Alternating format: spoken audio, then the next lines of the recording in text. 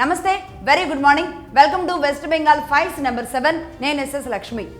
West బెంగాల్లో ఏం జరగబోతుంది, బీజేపీ అధికారంలోకి వచ్చిన తర్వాత తీసుకోబోతున్న చర్యలు, అక్కడ బయటకు వస్తున్న అక్రమాలు, అకృత్యాలు, ఇవన్నీ ఒక లెక్క అయితే, ఈ అకృత్యాలను కంట్రోల్ చేయడానికి వీటన్నింటి కోసం ఒక సొల్యూషన్స్ వైపు అటు కేంద్ర రాష్ట్ర ప్రభుత్వాలు ఏ విధంగా అడుగులు వేస్తూ ఉన్నారు అనే దాని గురించి మగధా న్యూస్ మొదటి నుంచి గవర్నమెంట్ అక్కడ ఫామ్ అయిన దగ్గర నుంచి ప్రతి వారం కొన్ని విషయాలను మనం తీసుకొని వెళుతూ ఉన్నాం. అందులో భాగంగా ఈ శనివారం కూడా దానికి సంబంధించి west Bengal files number 7 ready అయింది. అయితే కేవలం మనం మాత్రమే కాదు, దేశం యావత్తు కూడా గమనిస్తూ ఉంది. వెస్ట్ బెంగాల్ మీద ప్రతి ఒక్కళ్ళు కూడా స్టిల్ బీజేపీ గవర్నమెంట్ వచ్చేసింది, వాళ్ళ పని వాళ్ళు చూసుకుంటున్నారు అనుకోవట్లేదు. నిజానికి ఒక గవర్నమెంట్ అకృత్యాలు ఇన్నేళ్ల పాటు అటు లెఫ్టిస్టులు, ఆ తర్వాత కాంగ్రెస్, ఆ తర్వాత మమతా బెనర్జీ అసలు ఒక రాష్ట్రాన్ని అలా అంటిపట్టుకొని ఏం చేసుకుంటూ వచ్చారు అనేది ఒక్కొక్కటి బయటకు వస్తుంటే నిజంగా మైండ్ బ్లాంక్ అవుతుంది వినేవాళ్ళకి.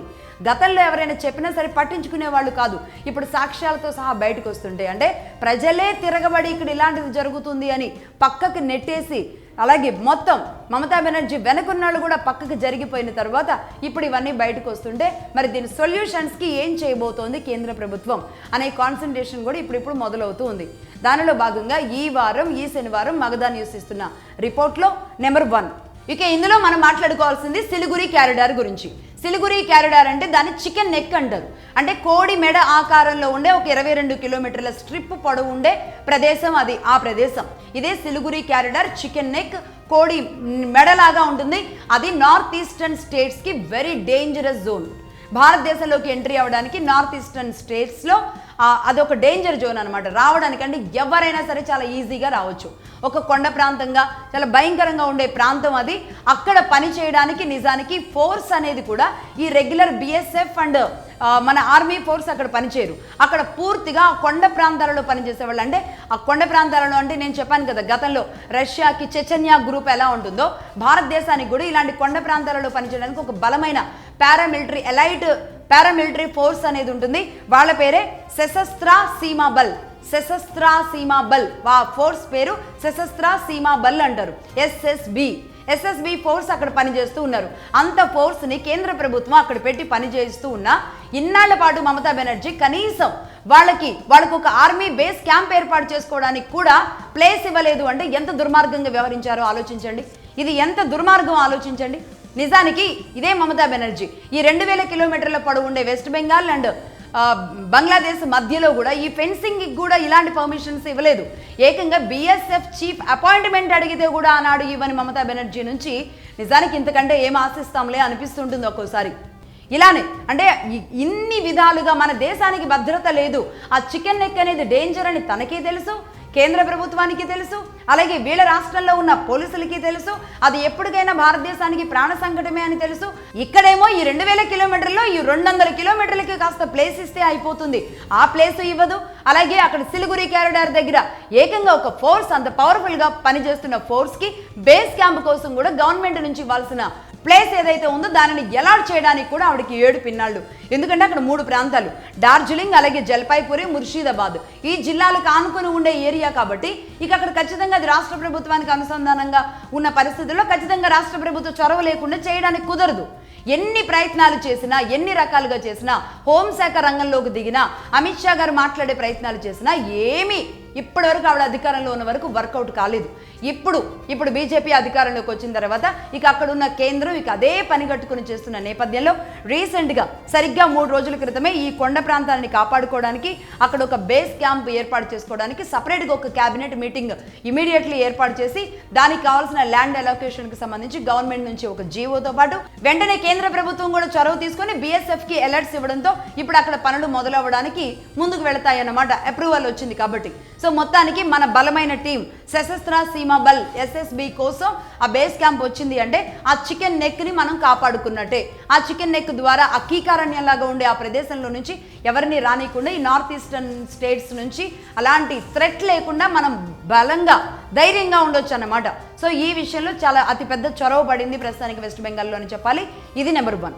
అలాగే నెంబర్ 2, యూనియన్ హోమ్ మినిస్ట్రీ నుంచి ఆ శాఖ మంత్రిగా ఉన్న అమిత్ షా గారు వెస్ట్ బెంగాల్ విషయంలో ఎంత సీరియస్ గా ఉన్నారో మనందరికీ తెలిసిందే. ఇక ఎన్నికలు అయిపోయాయి, బీజేపీ వచ్చేసింది, గవర్నమెంట్ ఫామ్ అయింది అని ఆయన వదిలిపెట్టలేదు. స్టిల్ ఈనాటికి కూడా ప్రతిరోజు స్టేట్ ఇంటెలిజెన్స్, అలాగే సెంట్రల్ ఇంటెలిజెన్స్, అలాగే కేంద్ర హోంశాఖ మంత్రిత్వ అధికారులు వీళ్ళందరితో కూడా మాట్లాడుతూ వారితో సమన్వయం చేసుకుంటూ వారికి ఎలాంటి చర్యలు తీసుకోవాలి, ఎలా ముందుకు వెళ్ళాలి అని ఆయన ఆదేశాలు ఇస్తూ ప్రతిరోజు ఆ రిపోర్టు మీద అమిత్ షా గారు కూర్చుంటున్నారు. అంటే వెస్ట్ బెంగాల్ విషయంలో అక్కడ మొత్తం ఆ సొల్యూషన్ తీసుకురావడానికి ఇది భారతదేశానికి తీసుకొచ్చే సొల్యూషన్గా భావించి ఆయన ఈ పని మీద ప్రతిరోజు కూర్చుంటూ ఆదేశాలు ఇస్తూ ఉన్నారన్నమాట. ఈ నేపథ్యంలో అంటే డే 1 నుంచి ఒక ఫార్ములాని ఇంప్లిమెంట్ చేస్తూ వస్తోంది కేంద్ర మంత్రిత్వ శాఖ. ఇందులో ఆ ఫార్ములా ఏంటి అంటే 3D ఫార్ములా. 3D ఫార్ములా అంటే డిటెక్ట్, డిలీట్, డిపోర్ట్. డిటెక్ట్ చేయడం అంటే ఏ విధంగా డిటెక్ట్ చేయడం? ఇప్పటి వరకు మనం చూసాంగా మే 7వ తారీఖున అధికారంలోకి వచ్చిన దగ్గర నుంచి ఇప్పుడు డిటెక్ట్ చేయడం మొదలు పెడితే ఇప్పటి వరకు తేలిందేంటి? లక్షల మంది ఇల్లీగల్స్గా ఉన్న వాళ్ళు, ఇల్లీగల్ ఇమ్మిగ్రెంట్స్ అంతా అక్కడ ఉన్నారు. ఈ రోహింగ్యాల రూపంలో ఇదే బంగ్లాదేశ్ నుంచి వచ్చిన వాళ్ళు, మయన్మార్ నుంచి వచ్చిన ఇంకొంతమంది అందరూ కూడా లక్షల్లో ఉన్నారు అనేది డిటెక్ట్ చేయడం జరిగింది. అందులో భాగంగా సౌత్ వైపు ఎంతమంది వెళ్లారు, ఎప్పుడైతే గవర్నమెంట్ ఫామ్ అయిందో అప్పటి నుంచి తట్టాబుట్టా సర్దుకొని వీలైన వాళ్ళేమో భారతదేశం లోపలికి వచ్చారు, ఇక అసలు వీలు కాదు అనుకున్న వాళ్ళు అటు బంగ్లాదేశ్ వైపు వెళ్ళిపోయారు. ఈ విధంగా జరిగింది. లక్షల్లో ఉన్నారు అనేది డిటెక్ట్ అయింది. అందులో భాగంగా తీవ్రమైన నేరాలు చేసిన వాళ్ళు ఎవరైతే ఉంటారో టీఎంసీ అధికారులు, టీఎంసీ సపోర్ట్తో బంగ్లాదేశ్ నుంచి వచ్చి ఇక్కడ విచ్చలవిడిగా టీఎంసీని అధికారంలో కూర్చోబెట్టడానికి అక్కడున్న టీఎంసీ ఎమ్మెల్యేలకి, మినిస్టర్లకి, ఎంపీలకి వాళ్ళ కోసం మాత్రమే పనిచేస్తూ దేనికైనా సరే తెగబడుతూ అడ్డం వచ్చిన వాళ్ళని లేపేయడానికి, ఎలాంటి ఘాతుకాలకు, దుర్మార్గాలకు చేయడానికైనా, అక్రమాలు చేయడానికి అన్నిటికీ పాల్పడుతున్న వాళ్ళని దాదాపుగా 4800 మందిని ఐడెంటిఫై చేయడం జరిగింది. రాష్ట్ర వ్యాప్తంగా ప్రస్తుతానికి 4800 మందిని ఐడెంటిఫై చేస్తే వీళ్ళు ఇంత తీవ్రమైన నేరాలు చేశారు అన్న వాళ్ళ మీద క్రిమినల్ కేసుల చిట్టా చూస్తే అసలు ఆ చిట్టానే లేదు. వాళ్ళ మీద చేసిన నేరాలేమో భయంకరంగా ఉన్నాయి అక్కడ, కానీ దానిని ఇలా రాసి అలా పోలీస్ స్టేషన్లో మటుమాయం చేసేస్తూ వచ్చారు. ఈ విధంగా 4800 మందిని ఐడెంటిఫై చేయడం జరిగింది. ఇది డిటెక్ట్ చేయడం. అలాగే నెంబర్ 2 డిలీట్ చేయడం. డిలీట్ చేయడం అంటే ఏంటి అంటే ఈ లక్షల మందిని ఐడెంటిఫై చేశారు కదా ఇల్లీగల్ ఇమ్మిగ్రెంట్స్ ఎవరైతే ఉన్నారో వాళ్ళకి సంబంధించిన డేటా ప్రభుత్వ కార్యాలయాల్లో, అలాగే హాస్పిటల్స్లో, గవర్నమెంట్ హాస్పిటల్స్లో బర్త్ సర్టిఫికేట్స్ రూపంలో, అలాగే ప్రభుత్వ కార్యాలయాల్లో ఆధార్ కార్డుల దగ్గర, పాస్పోర్ట్ల దగ్గర ఎక్కడెక్కడైతే వీళ్ళకి వాళ్ళు అక్కడ ఉండడానికి కావాల్సిన సర్టిఫికెట్లన్నీ మమతా గవర్నమెంట్ వాళ్ళకి తీసుకొచ్చి చేతుల్లో పెట్టించేలాగా అదే గవర్నమెంట్ అధికారులతో చేపించారో వీటన్నింటినీ కూడా ఏది ఫేకు, ఏది రియల్ అనేది తెలుసుకొని వీటన్నింటినీ కూడా డిలీట్ కొట్టేస్తున్నారు. ఎవరైతే ఫేక్ ఉన్నారో వాళ్ళు డిలీట్ కొట్టేస్తున్నారు.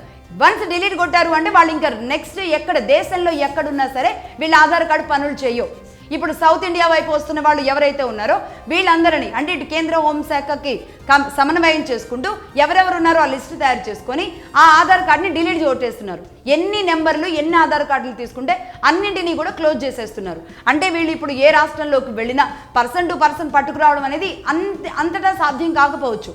బట్ కానీ వీళ్ళని తీసుకురావడానికి ప్రయత్నాలు జరుగుతున్నాయి ఒక పక్క.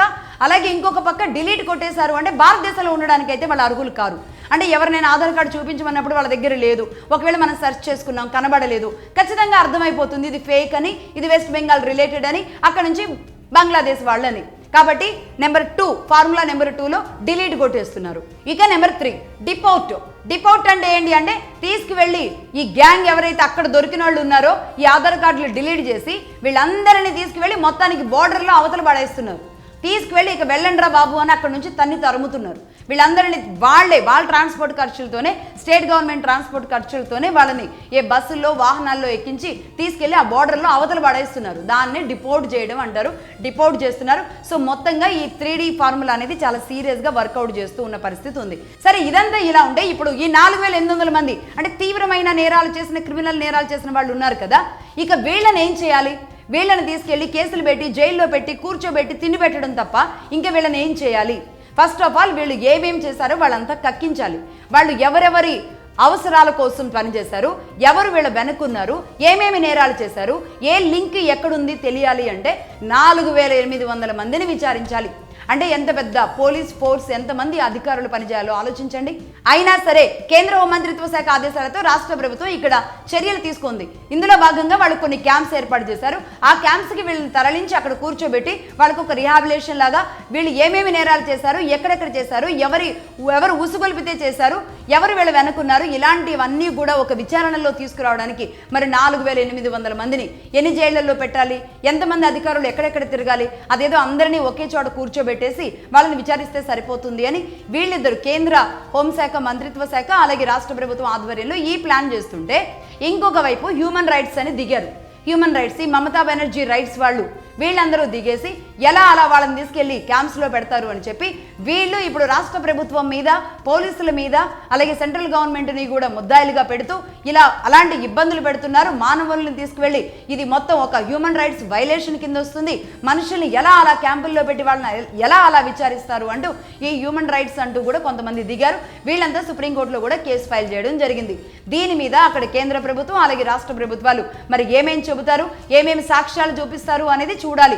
ఈ విధంగా ఉంటుందన్నమాట. ముందుకు వెళుతుంటే ఈరోజు మమతా బెనర్జీ లేకపోయినా సరే, అందుకే నేను అంటాను ఈ హ్యూమన్ రైట్స్, ఈ ఉమెన్ రైట్స్ ఇవన్నీ కూడా శరాఘాతాలు భారతదేశానికి. ఇలాంటి వాటి విషయంలో ఇంత ఘోరాలు జరుగుతుంటే కూడా కావాలంటే దాన్ని ఒక వీడియోలు పెట్టి ఏం జరుగుతుందో సమాజానికి గవర్నమెంట్ దగ్గర ఒక రిపోర్ట్ ఇవ్వండి అని చెప్పాలి. కానీ అసలు అది చెయ్యడమే తప్పు అనేసి ఈ హ్యూమన్ రైట్స్ దిగడం అంటే అందుకే వీళ్ళంటే మనకు ఒళ్ళు మండేది. సో ఈ విధంగా వెస్ట్ బెంగాల్ మీద కేసు వేయడానికి హ్యూమన్ రైట్స్ వాళ్ళు దిగారు అని తెలుస్తోంది. ఇక నెంబర్ 3, ఈ 4800 మంది ఎవరైతే ఉన్నారో వాళ్ళని విచారించి వాళ్ళ ఫోన్ డేటా అలాగే వాళ్ళు ఇచ్చిన సమాచారం ఆధారంగా, అంతకుముందు మనం చెప్పాం కదా కేరళ వైపు దాదాపుగా 5-6 లక్షల మంది వెళ్ళారు అని చెప్పి, అలాగే తెలంగాణ వైపు కూడా వచ్చారు, తమిళనాడు వైపు కూడా వెళ్ళారు అని, మనం సౌత్ ఇండియా వైపు వచ్చారు అని చెప్పడం జరిగింది కదా. ఈ నేపథ్యంలో ఈ సౌత్ ఇండియా వైపు వచ్చిన వాళ్ళు ప్రస్తుతానికి ఒక సమాచారం తీసుకొని ఈ 4800 మంది దగ్గర సమాచారం తీసుకొని దాదాపుగా ఇటు తమిళనాడు, కేరళ ఈ ప్రాంతాలలో అంటే తిరుచానపల్లి, కొట్టాయం, మదురై ఇలాంటి ప్రాంతాలలో ఉన్న వాళ్ళని దాదాపుగా 3 బస్సుల నిండా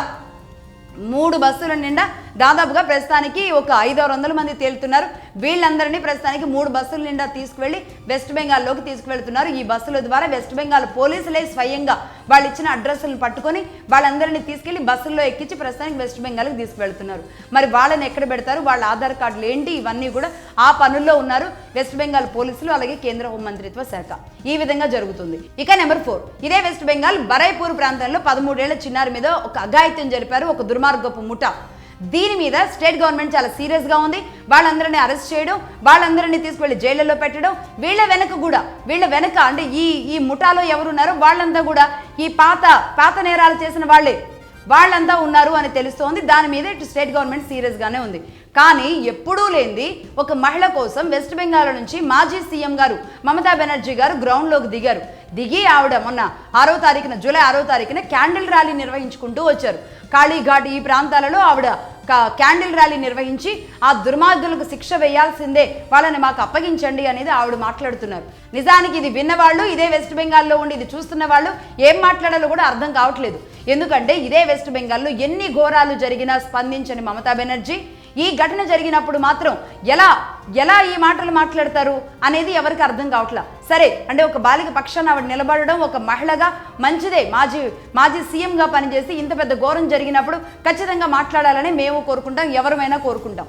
కానీ ఇన్నాళ్ల పాటు ఎన్ని హత్యలు జరిగినా, ఎన్ని దుర్మార్గాలు జరిగినా, ఇదే ఆర్జికర్ హాస్పిటల్ కానీ అంతకుముందు ఇంకొక హాస్పిటల్లో ఒక మెడికల్ స్టూడెంట్ మీద కానీ ఎన్ని జరిగినా ఆవిడ ఏం మాట్లాడారో తెలుసా? ఒక మెడికల్ కాలేజ్ విషయంలో 12 గంటల 30 నిమిషాల సమయంలో ఆ ఆడపిల్ల ఎందుకు బయటకు వెళ్ళాలి అని మాట్లాడిన, సీఎంగా ఉండి మహిళగా ఉండి మాట్లాడిన మమతా బెనర్జీ ఈ రోజు మహిళల రక్షణ కోసం మాట్లాడుతూ ఉండడం అంటే నిజంగా సిగ్గేస్తుంది అని వెస్ట్ బెంగాల్లో ఉన్న మహిళలు, బీజేపీ మహిళా నాయకులు మాట్లాడుతున్న పరిస్థితి ఉంది. ఈ విధంగా అంటే ఇలా ఉంటే రాజకీయాలు అని చెప్పడానికి ఇది ఒక ఎగ్జాంపుల్గా చెబుతున్నా. సరే ఆవిడలో పరివర్తన వచ్చి ఆవిడ చేసిన తప్పులన్నీ తెలుసుకొని బుద్ధిగా ఇక నుంచి ప్రజల కోసం నిలబడాలి అనుకోవడంలో తప్పేం లేదు. కానీ ఎంత స్ట్రాటజీయో చూడండి. దీని మీద ఆవిడ డిమాండ్ చేస్తున్నారు ఏంటో తెలుసా? స్టేట్ గవర్నమెంట్ అంటే బీజేపీ రాజీనామా చేయాలని డిమాండ్ చేస్తున్నారు. ఈ విషయాన్ని మరి ఇన్నాళ్ళు జరిగిన అకృత్యాలు బయటకు వస్తుంటే, ఇన్ని ఘోరాలు ప్రజలు చూస్తూ ఉంటే ఎంతమంది ఆడపిల్లలు అక్కడ బలైపోయారు, ఎంతమంది రౌడీ మూకను తయారు చేశారు, ఏ రౌడీ మూక ఎంతమంది ఆడపిల్లల్ని పొట్టను పెట్టుకున్నారు. ఆ లిస్ట్ కూడా నేను చెప్పాను కదా. ఆ షాజహాన్ అనేవాడు ఎన్ని దుర్మార్గాలు చేశాడు, ఎన్ని వందల మంది ఆడపిల్లల జీవితాలు నాశనం చేశాడు, ఎంతమందిని ఉరి కంబాలకి వేలాడి తీశాడు. ఇవన్నీ తెలిసిన మమతా బెనర్జీ ఇన్నాళ్ళు చెవులు మూసుకొని, కళ్ళు మూసుకొని, నోరు మూసుకొని ఇప్పుడు మాత్రం క్యాండిల్ పట్టుకుని బయటకు రావడం అంటే నిజంగా ఆశ్చర్యమే ఇస్తుంది. ఇలానే ఉంటాయి రాజకీయాలంటే. సరే, ఈ వారంలో జరిగిన వెస్ట్ బెంగాల్ నుంచి వస్తున్న రిపోర్ట్ అయితే మనకిది. మనం వెస్ట్ బెంగాల్ నుంచే స్వయంగా తీసుకుంటున్న రిపోర్ట్ ఇది. ప్రతి వారం కూడా వెస్ట్ బెంగాల్లో జరుగుతున్న అప్డేట్స్ అన్ని మనం తీసుకొని రిపోర్ట్ చేయడం జరుగుతుంది. Right, that's all for now. చూస్తూనే ఉండండి మగధ న్యూస్.